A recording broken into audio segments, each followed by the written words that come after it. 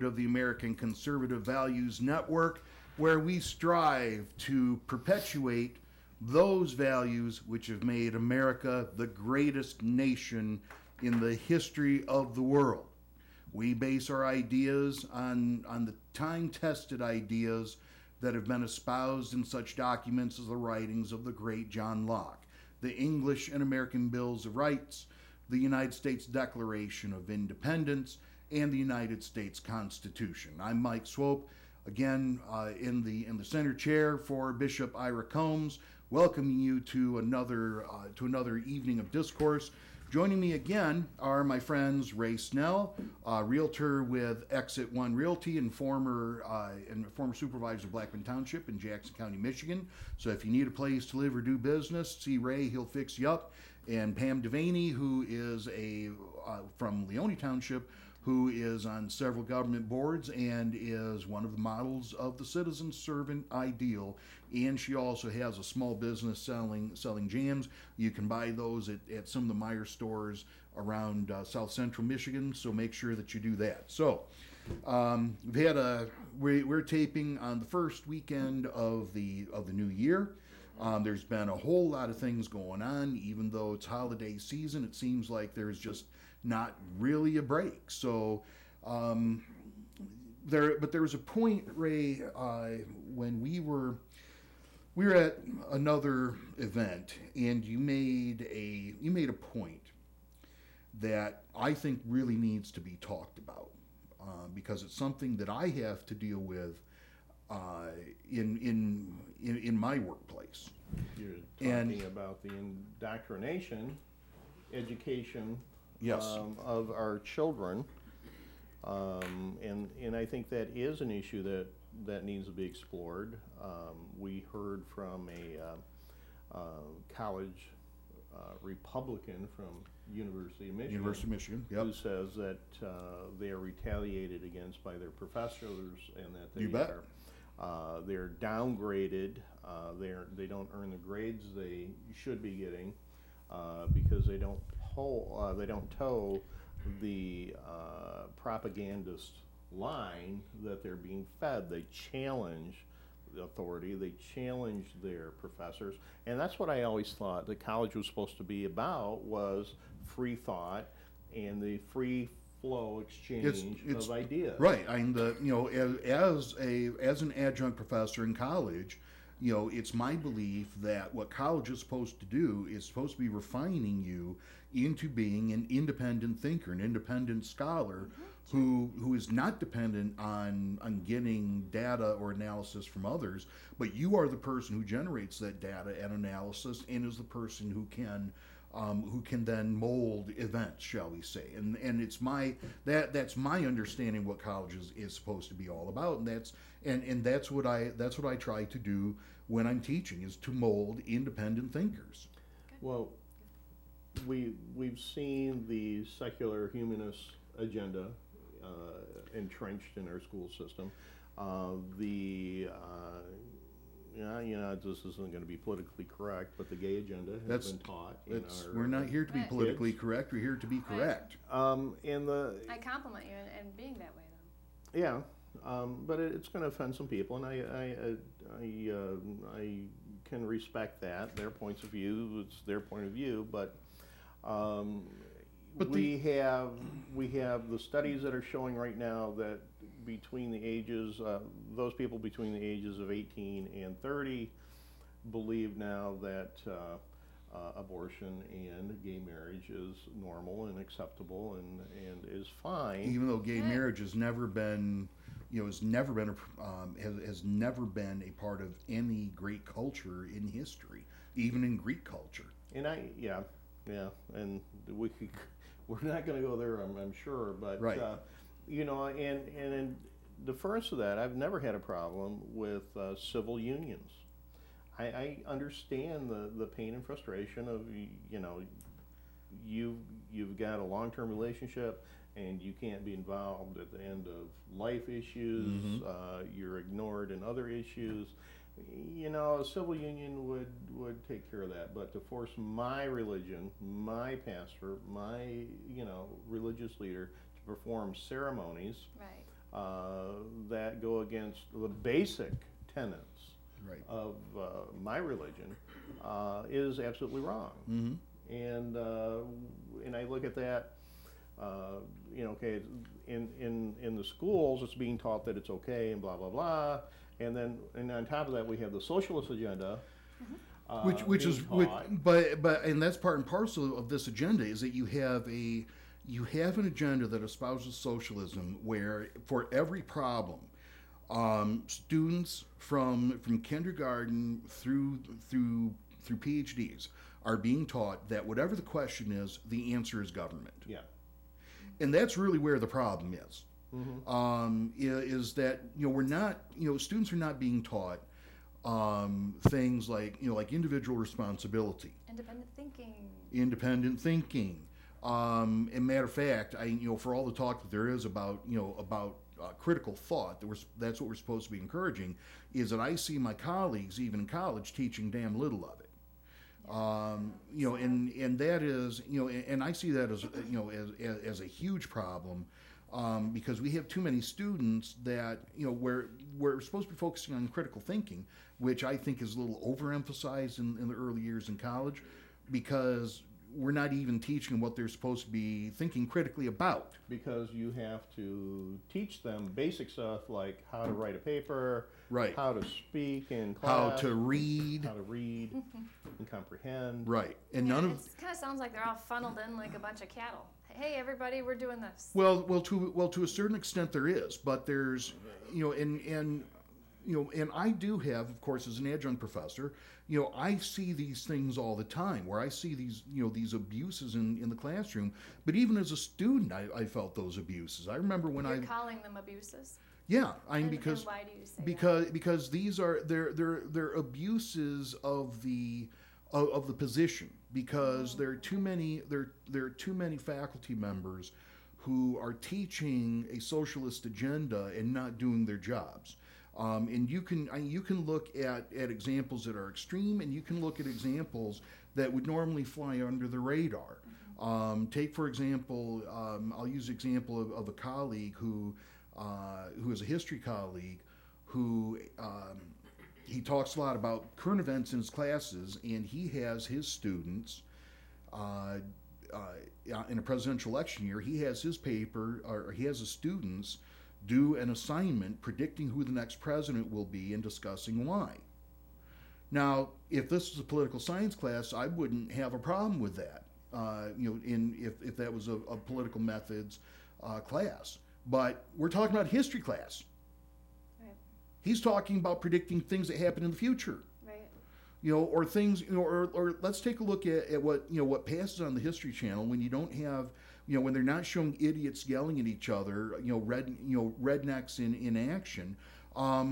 Their history coverage is things like Life After People, which pushes the whole man-made global change agenda. Yeah, and that and the PETA agenda, yes, and which is man is evil and needs to die, so that the Earth can revert back to its natural state. Exactly, but these PETA thinks that. Yeah, read their website, sure. People. But let me give you an idea from, I guess this would be roughly what are we in now? 2013. So we're talking about 25 years ago, when I was a senior in college, and I had to do I had to do a thesis in my senior anthropology course in order to get certified for an anthropology major, and we could do social issues, we could do anything that was related with anthropology, and anthropology is a pretty wide field. So I did one on the dangers of welfare spending, and how much of the how much in terms of government spending even at the time was devoted to welfare dollars, and and why that was a bad thing. Well, I made that presentation, and immediately I was attacked by other students and the students who attacked me were double majoring in anthro and social work. So so social work double majors immediately had a problem with that. But I remember when I had my conference with a professor who taught the course. He was of leftist bent, and he said, I don't agree with a thing that you've said in this paper, but I was very careful about my source. He said, I've double checked all your sources, and they are dead on. Said, I've got to give you an A. Really? Yeah. Now there are other professors who wouldn't have done that, Right. but Absolutely. even 25 years ago you had this. Or I was afraid of the same thing. It's Sure. I better be politically correct because Yep. they are probably on this other side that oh, I you- am. oh, absolutely, yeah. I- or even Same or thing. another class that I I'm had not is going to say the way I feel. I'm not going to get the 100% of Sure. of my education that Yep. I'm paying for. Matter of fact, I'm still paying for it. Mhm. But I'm going to be politically correct, just to appease. Obama will pay appease- for it eventually. yeah. right. Yeah, But I he'll was just take appeasing he'll the just take it out of instructor. his stash. Either that, or we'll I can just be like Joanne Watson. We voted for you, so now pay us. Yeah. Or another thing that I remember as a student, again, this is now more than 25 years ago, I had a foreign policy of major powers class with a professor who was a Marxist and spent a good share of the class criticizing the United States foreign policy and totally excusing the Soviet Union for things like the forced famine in the Ukraine in the early 1930s. The 40 million people who died in the Soviet Union. Yeah, Well, 40. you have to call the herd. Right. Yeah. Of rightist thought. Yeah, and remember Stalin's great quote: one death is a tragedy, a million deaths is a statistic. Yeah, and the other one But yeah, is he had- you vote however you want. Sure, It's Stalin- up to us who count them. Stalin killed more of his people than Hitler did. But this professor totally ignored that and covered it over. And when I pressed him on it, again he was, well, it was very tense because eventually there was kind of a battleground where he had the conservative students and the liberal students. I did pass that course, but it was I knew it was a touch and go thing. So we've been seeing this but now it's worse. Education worse because exactly like what you said about liberal ideas, liberal thoughts, which, like I've said, a lot of social issues, where kids as young as first and second grade are getting these books talking about Jimmy's two mommies, or Derek's two daddies, and that talks and groupthink, or why government needs to pay for people's individual needs, and how Republicans are such evil, rotten bastards for wanting people to do Take care of things on their own. themselves. Yeah. Have self-determination. Right. Well, And equal outcomes. Go ahead. When my son was growing up, I was one of those mothers that would actually go into the school and sit in class. That was my right. I sat there, and there were times that he was acting up, and they were saying he's acting up. I says, well, okay, then I need to step in and figure out what's Right. going on. But apparently that stops when the child gets 20, 18, and they don't do that anymore, because if I thought for 1 second that kind of stuff was happening in front of my child and in these types of behaviors, where I'd say stop right now, Well, and then I now could it's pull the probably kid out of the normal class behavior and take doesn't him stick out. But to it, but that type of stuff wasn't happening then, but I think now, if I were to do it all over again, if they were talking about these types of indecent behaviors, to me, these things, I read the Bible. That's it. That's all I Right. got to go by. Is just what the Bible says. But these things are, a lot of this behavior is just things that things just happens in everyday, every minute discourse that you wouldn't notice unless you were there to see it. You only see the results afterward, sometimes years afterwards. And what I want to talk about too is the thought as Republicans, and this is what I've heard recently, is after these kids have gone through the education system and they're getting out in life and they get a little older and they get a little more politically involved, that's when we have to step in and show them how the Republican way works. That's when they become Republicans, is once they start earning Too late. paychecks. No, it's too late for a lot of them. Right. Too Right, late. right. Yep. They've been indoctrinated. This is what they know. Your thought that I'm going to change for you when my core tells me that I should be helping because of my feeling for this issue. Or government should be helping. Yeah, government should be Government helping. should well, be helping. government through my paycheck. Well, no. Because that's one of the things is that nobody ever volunteers through their paycheck. It's always through somebody else's paycheck. Well, that's the leftist way. Leftists do not volunteer with their own paychecks. Right. And when like you hear Warren Buffett saying, "Well, people like me don't pay enough in taxes." Hey, Warren, step up and write the check there, bud. Yeah. I'm still waiting on it. Right. It doesn't happen. They don't want government to help with their own paychecks. They're supposed to help with other people's paychecks, and that's where the problem is. But and too many people think the money is fairy money. Sure, Because, yeah, fairy dust comes down and Right. Right. There's no reality. Obama has a stash. It just appeared that just came out of nowhere. It's crazy. Yeah. Well, he's going to make a platinum coin and No, but you've pretend got it's worth $1 yeah, trillion. but you've got all sorts of things. Just small things that happen in a classroom every day, and that's where this cultural battle is being lost by conservatives. Matter of fact, let me borrow your copy of the Constitution. Let me tell you another example of what I got. I was teaching a political science class a few years ago, and had a student who had taken the class with another professor and had dropped out of that class, and was taking it with me and was enjoying it with me. And so we were talking at class one day. Because in my American government class, I go through the Constitution from stem to stern. Probably first time for a lot of your students. It is. Right, Matter of fact, and that's what the student talked about, because she said with the other professor, who I know is a leftist, with the other professor, when the professor went through the Constitution, the professor did not have them reading the Constitution. The professor was telling them what the Constitution meant. So what tipped this off was one day, we got to a particular passage, and I don't remember which passage it was in the Constitution. And I was talking about what it said, and the student said, "Well, that's not what it says." And I said, "How do you know that?" "Well, Professor so-and-so said that." And I said, "Well, was Professor so-and-so actually reading the Constitution? Were you looking at it when he said that?" "Well, no." And I said, "Okay, well, now you've got it in your book. It's on your desk. Read the Constitution. Does it say what I say, or does it say what Professor so-and-so said?" I could pull out another one because I always carry a couple. But you had to go back and actually correct her. Yes. Yeah, and the student would not have known if I had not, Right, if I had not, if I had not gone through the actual Constitution. Let's do a little education today. Here's That's the what we're Second here Amendment.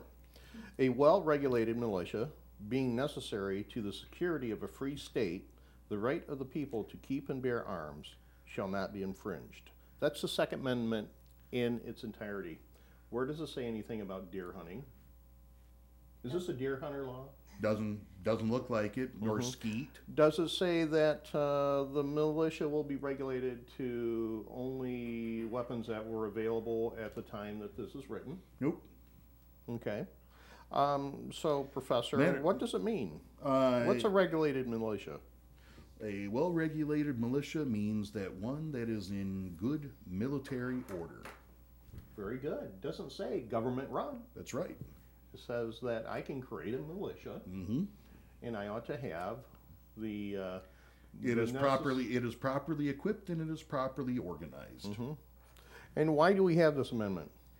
It is because, number one, we have a federal level of government, which includes the national government, the state government, and the people, who all act in concert. And the Second Amendment protects the rights of the people to be armed. And the idea is that the people have a right, a fundamental right, that in the case of a really bad disagreement with their government, they have the right to alter or abolish it, and they also have the right to defend themselves from abuses, illegal abuses, from wherever they may come. So, a lot of people, especially we're talking about a lot of problems we're having right now with gun control laws, and I don't think there's a problem at all. We need to keep them out of those hands that shouldn't have them, which are people with mental illnesses. People who don't know how to shoot, criminals. Yeah. And my thought was always that without the Second Amendment, the rest of the Constitution means nothing. Pretty much, because it's a useless document. The government, because the government needs to know that there is a limit.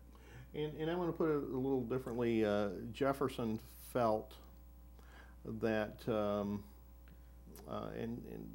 with this amendment, he was afraid. Well, let's put it this way. The founders of this country didn't even trust the government that they were creating. Absolutely, and that was one of the genius parts of what they were doing, was that they knew that, they built in this distrust, and that's one of the things when we talk about cultural changes. That is definitely one of the things that I think we need to get back to, is a distrust of the government and a healthy skepticism instead of a trust in government, a Confucian obedience of the obedience of those in authority. I'd like to see, and to foster some of that distrust, what I'd like to see is an organization, maybe the Cato Institute, maybe the Heritage Foundation, send everybody a bill every year for their share of the debt. Mm-hmm. They're individual. Yep. And I'm not talking about the yearly deficit. I'm talking about the total debt. Mm-hmm. And I'm not just talking about the 16 to 20 trillion. Right. I'm talking about all of it. All the obligations. Here's your deal. Here, you can send a check to the government today. Yep. But remember, if you do that, then they're just going to continue to bill you for Sure. more. Well, when you're talking about the Second Amendment, you mentioned something, and I know Pam's got something here that I want to get to, because we're down to our last 6 minutes. And I want to give plenty of time to talk about this, and that is the issue of mental health. Yeah. This is something that, as I predicted, right after the Connecticut shooting, there's a show that Pam and I did, and I predicted that the mental health thing would fall by the wayside. You hear screaming from the left about gun control, but we've heard nothing except for you folks who are smart enough to watch this show. You haven't heard anything about questions about mental health or mental health reform. We're in the lead on that, Mm-hmm. and we got an issue here. I believe that Locally, I believe this comes from Jackson, Michigan. Right. And Pam, why don't you give us a quick description of what's going on here? Well, in the Jackson Citizen Patriot on the 3rd, it says clinical social worker says teen never posed a real danger.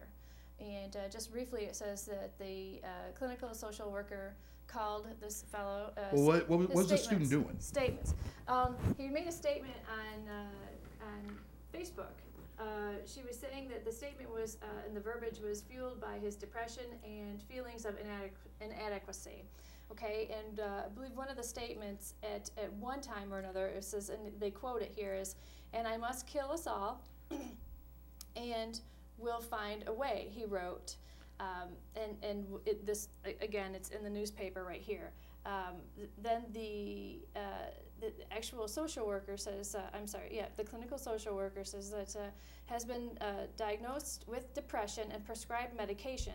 Medication has helped, but he stopped taking it because he wants to join the military, and to do so he cannot be on antidepressants. So she finally, I think this is a she, the social worker says, his statements are very disturbing, and said his impulsivity is out of control.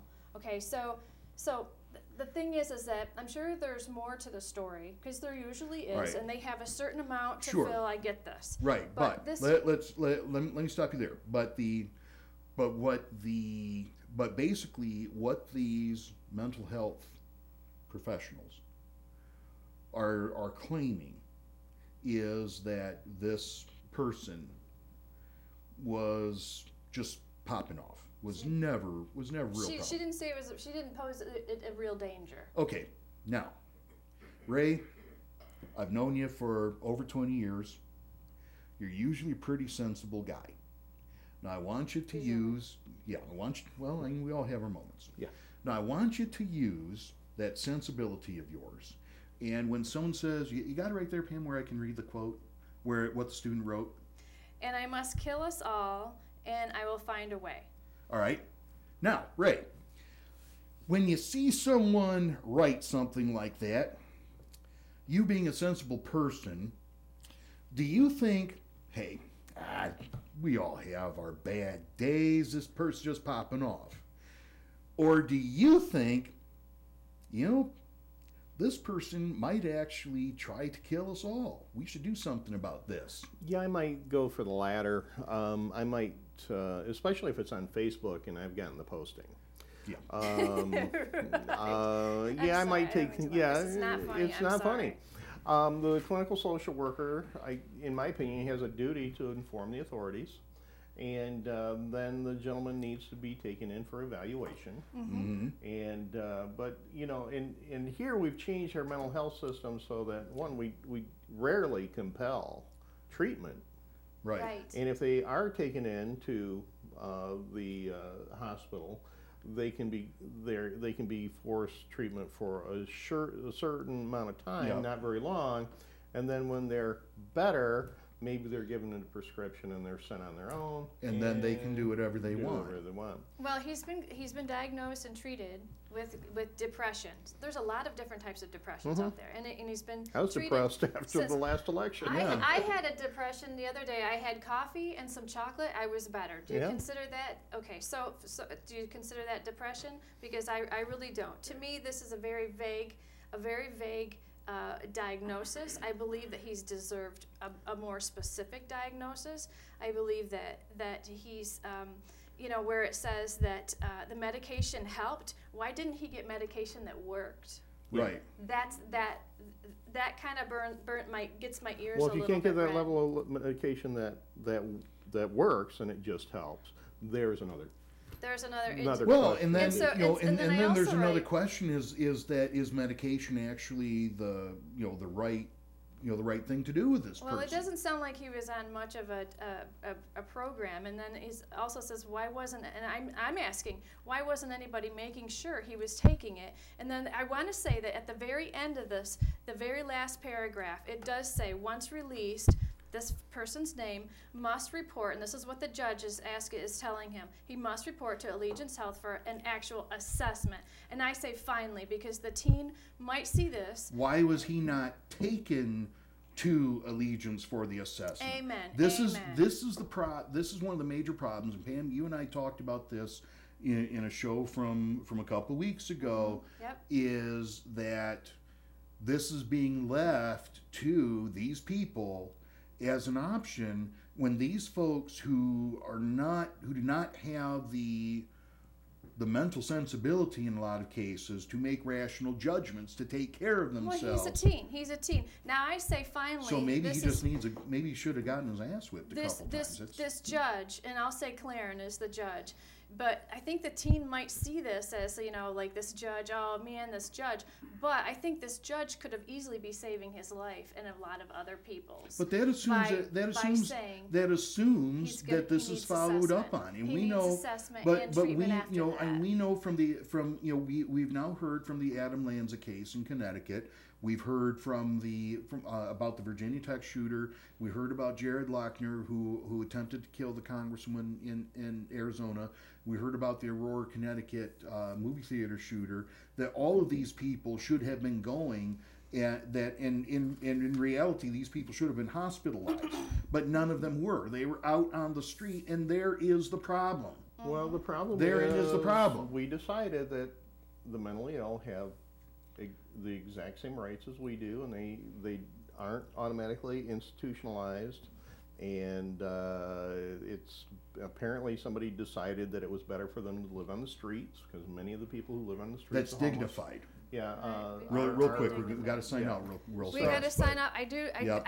But I want to end this. I understand that I want to end this. If you're having dark thoughts, if you're having changes of modes, if you're having problems, if you are drinking to settle yourself down, go to Lifeways. I'm not a doctor. I'm not going to pretend to be like one. But go to Lifeways, get treatment.